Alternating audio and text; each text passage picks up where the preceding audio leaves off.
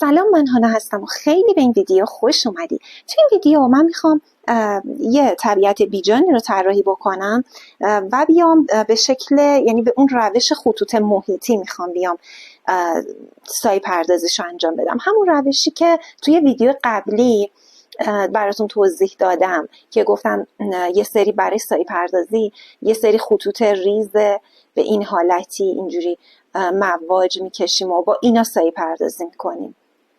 خب من یه دفتر طراحی معمولی دارم، سایز A5 و یه مداد اتودی 15. شروع میکنم. اول اتود کارمو میزنم. این چیزی که میخوام طراحی بکنم دو تا دونه پیازه. چون این حالت کروی داره اینو انتخاب کردم که سایه پردازیشم حالا سریع انجام بشه و میدونید دیگه شکل کره خیلی مهمه. وقتی شما یاد میگیرید که چطور شکل کره رو در واقع سایه پردازی انجام بدید، نور از چه زاویه‌ای میخوره و سایه کجا تشکیل میشه، این خب وقتی که شما اینو بلد باشید یعنی که خیلی جلو رفتید توی طراحی.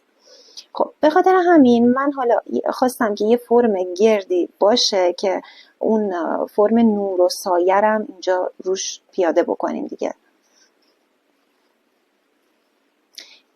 اون یکی پیاز تقریبا یه حالت بیضی داره و پشت این هست. حالا بعد خطوط اضافی رو پاک میکنیم ها. یکم پایین تره.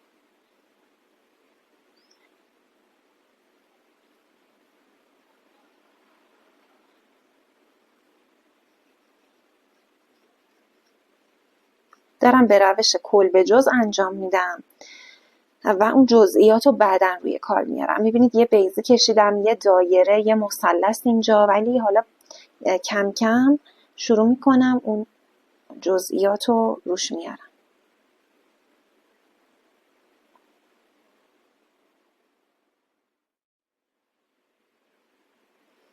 خب این خطوط اضافی رو پاک میکنم که شروع کنم سایه پردازی. خب یادتونه گفتم این خطوط و این در واقع خطوط محیطی رو ما در جهت در واقع اون شیء میکشیم، در جهت اون فرمی که داریم طراحی میکنیم. یعنی مثلا اگه این پیازه، این حالا گوی، حالا هرچی گرد هستش و برجستگی داره، من باید بیام اون سایه پردازی رو در جهت خودش انجام بدم. یعنی میاد به وسط صاف میشه، میره به بغل کم کم انحنا پیدا میکنه، اینجا دیگه خیلی منحنیه، باید اون فرمو بهش بدم. خب با همون سایه پردازی. خب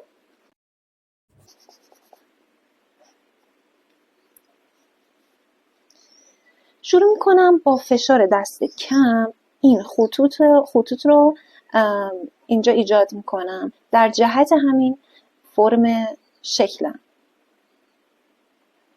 میبینید که کاملا بالا پایین، کوتاه بلند به این شکله و حالت اینجوری در واقع سایه پردازی انجام نمیدم. اینجوری ردیفی نیستش که بیام اینا رو از هم دیگه جدا کنم.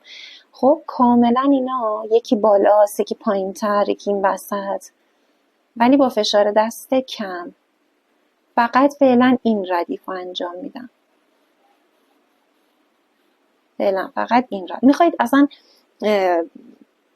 یه خط راهنما برای خودتون اینجوری بکشید و بدونید که تو کدوم جهت میخواید طراحی کنید که یه موقع اشتباه نکنید.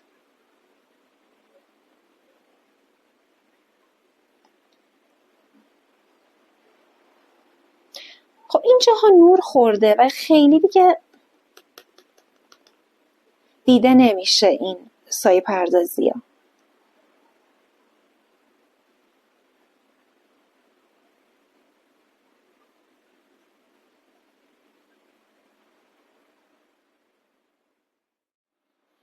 میبینید الان که داره میاد وسط این انحنا هم کم میشه.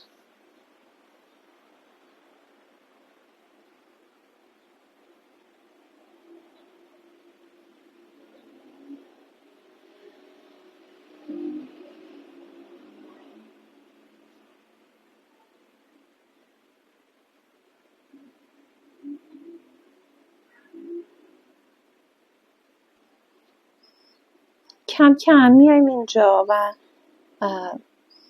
محوش میکنیم. یهو من از اینجا نمیام قطع بکنم چون نور خورده، نباید خط مشخص باشه توی طراحیمون.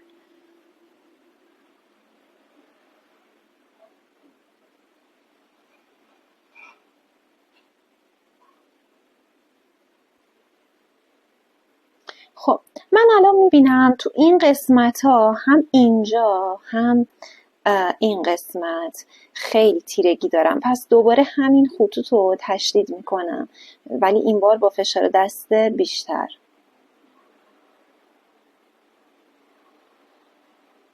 و اگه میبینم که این مداد دیگه کافی نیست، تیرگی که میخوام و بهم نمیده، میام از این مداد تیره ترم استفاده میکنم. حالا به 8 مدادای طراحی، به 6 که دارید. الان این که من کار میکنم باهاش استدلر لوموگراف بدن مشکی هست توی درجه B6. اینا دیگه خب خیلی تیرگیشون زیاده دیگه.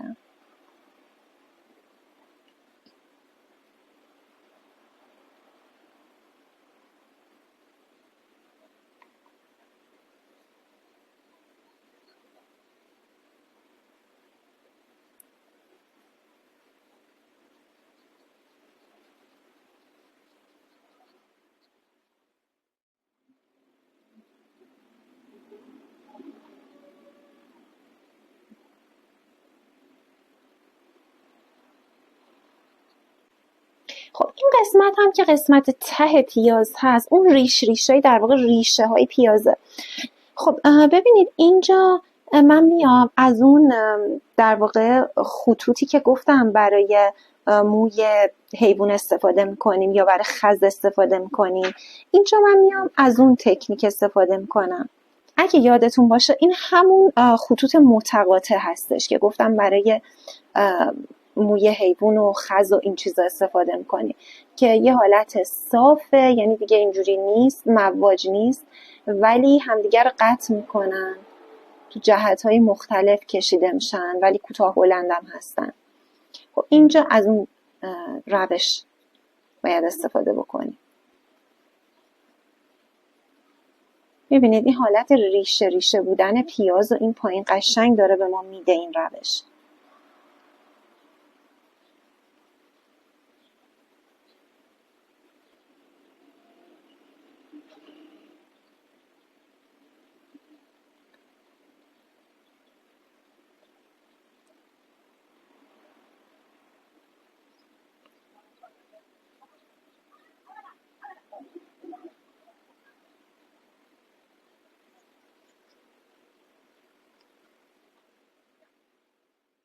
حالا میخوام این یکی پیاز رو طراحی بکنم. ببینید برای طراحی اون پیاز، خب چون این بر یه در واقع تیرگی کامل دارم، پس میام به صورت یه دست، واسه اینکه کارم فقط سریع‌تر باشه، اینجا رو تیره میکنم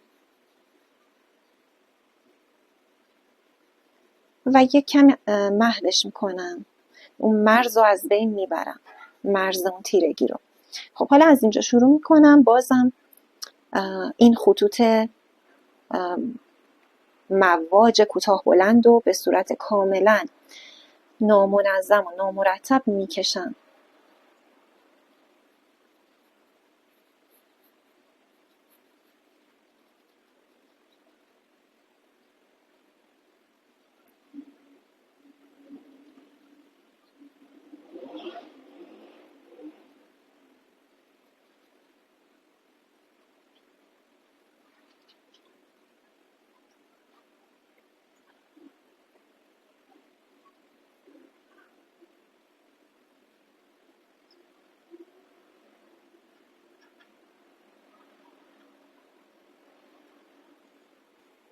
دوباره شروع میکنم یه لایه بیشتر اینجا رو کار میکنم، چون کاملا تیره است، مخصوصا این سطحی که با زمین برخورد پیدا کرده.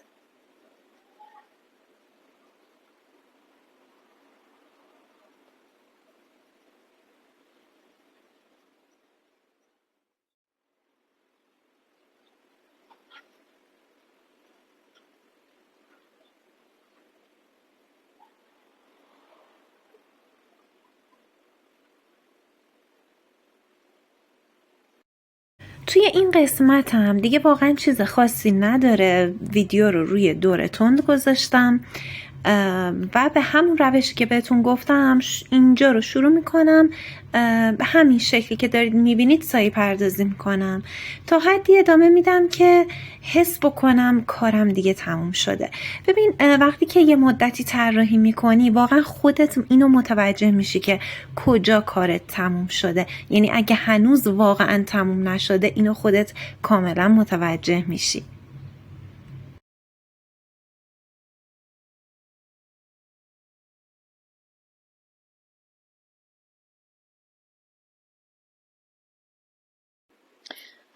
خب من کار سایه پردازیم تموم شد. فضا سازی این کارم هم انجام بدم. ببینید فضا سازی به این معنیه که اون سطحی که این در واقع شی روش قرار داره حتما اون کشیده بشه. ولی چون این یه حالت طراحی به صورت خطوط بریده بریده و یه حالت برفکیه و خیلی اونجوری سطحمون مشخص و واضح نیست مثل طراحی های عادی که انجام میدیم. خب در نتیجه فقط همین که این مرز این میز و این سطح و این شیئی که کشیدیم و مشخص بکنیم کافیه. میبینید که من حتی اینو به صورت یه خط نمیکشم، یه خط تیره. همینو سعی میکنم به صورت تیکه تیکه و خطوط ریز ریز و مشکی و به هم متصل اون خط رو ایجاد بکنم.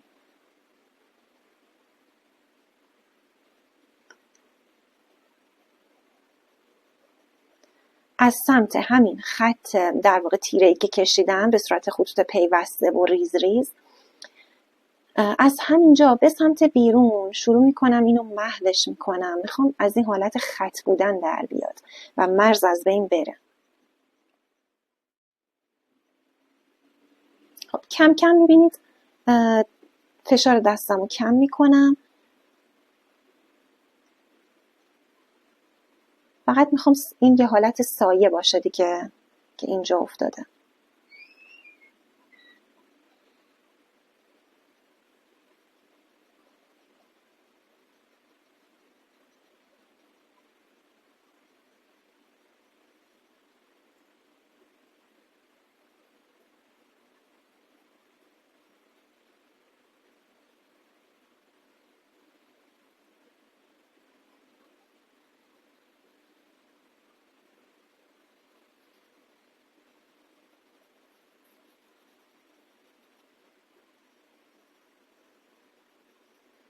خب اینم از این آموزش. امیدوارم خوشتون اومده باشه، براتون کاربردی بوده باشه. اگه این ویدیو رو دوست داشتید ممنون میشم با لایک و سابسکرایبتون از این کانال حمایت کنید.